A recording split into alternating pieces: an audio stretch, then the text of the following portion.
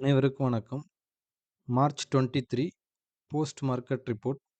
நான் SEBI register advisor கிடையாது. இது பயிற்சிக்கான காணொளி. எந்த ஒரு பரிந்துரையும் நான் வழங்குவது இல்லை. டிஸ்க்ளைமரை படிச்சுக்கங்க.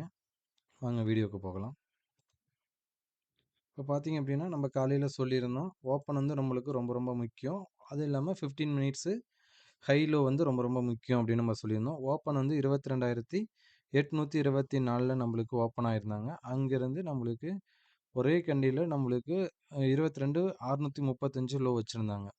அப்ப நம்மளுக்கு ஒன் டே ரேஞ்ச் வந்து மேலருந்து கீழ இருக்கிற வச்சு நம்மளுக்கு 200 பாயிண்ட் அவரேஜா நம்மளுக்கு குடுக்கறதுக்கான ப்ராபபிலிட்டி ஆஃப் சான்ஸ் வந்து அதிகமா இருக்கு.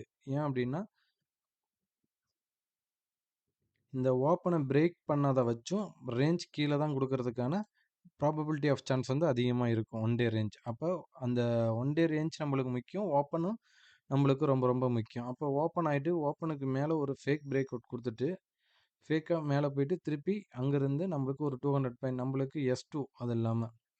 S2ங்கிறது ஒரு நம்மளுக்கு ஒரு சப்போர்ட்டா இருக்கிறதுக்கான ப்ராபபிலிட்டி அதிகமா இருக்கும் அப்படின்னு நம்ம சொல்லியிருந்தோம். இந்த இடத்துக்கு வரப்ப புட் செல்லர் பேனிக் ஆனா மட்டும் தான் இந்த இடத்துல நல்ல ஒரு டவுன்ஃபால் கிடைக்கிறதுக்கான வாய்ப்புகள் அதிகமா இருக்கும் அப்படின்னு நம்ம சொல்லியிருந்தோம்.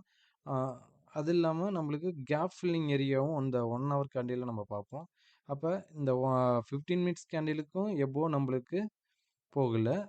லோ வந்து பிரேக் பண்றப்ப இந்த இடத்துல ஒரு உங்களுடைய ஸ்ட்ராட்டஜி அப்ளை பண்ணியிருந்தீங்கன்னா, அந்த அளவுக்கு பெருசா மூவ்மெண்ட் இல்ல புட் ஆப்ஷன் சைடு. இந்த மூவ்மெண்ட்லயே குடுத்த பிரீமியத்தையும் அவங்க கிட்ட இருந்து கரைக்க ஆரம்பிச்சுட்டாங்க இந்த மூவ்மெண்ட்ல. ஓகேங்களா?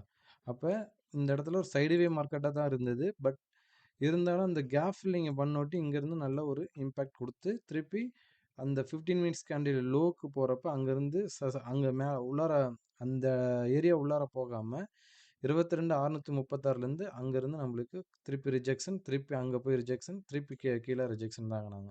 ஓகேங்களா? இதுதான் ரொம்ப ரொம்ப முக்கியம் அப்படின்னு நம்ம சொல்லியிருக்கோம். அப்ப இந்த சப்போர்ட் ரெசிஸ்டன்ஸ் வந்து எந்த அளவுக்கு நம்மளுக்கு இம்பாக்ட் பண்ணுது அப்படின்னு நம்ம பார்க்கணும். ஓகேங்களா? நெக்ஸ்ட் பார்த்தீங்கன்னா 1 ஹவர் சார்ட். 1 ஹவர் சார்ட்ல நம்ம சொல்லியிருந்தோம். இந்த கேப்ப வந்து ஃபுல் பண்றதுக்கான வாய்ப்புகள் இருக்கு. மார்க்கெட் எவ்வளவு கேப் டவுன் ஆனாலுமே, ஓப்பன் ஆனோட்டியே நீங்க என்ட்ரி ஆகாதீங்க. வெயிட் பண்ணுங்க. 15 மினிட்ஸ் கேண்டில்ல வரைஞ்சு வச்சுக்கிட்டு ஹை லோவ மார்க் பண்ணுங்க. அதுக்கு பிலோ, அதுக்கு எபோவ் இருந்தா மட்டும் ட்ரேட் பண்ணுங்க அப்படின்னு நம்ம சொல்லியிருந்தோம். இதோட கேப் ஃபில்லிங் நம்மளுக்கு இதுல நடந்திருக்கு. ஓகேங்களா? இந்த இடத்துல பார்த்தீங்க அப்படின்னா, ஒரு கேப் ஃபில்லிங் வந்து நம்மளுக்கு நடந்திருக்குது.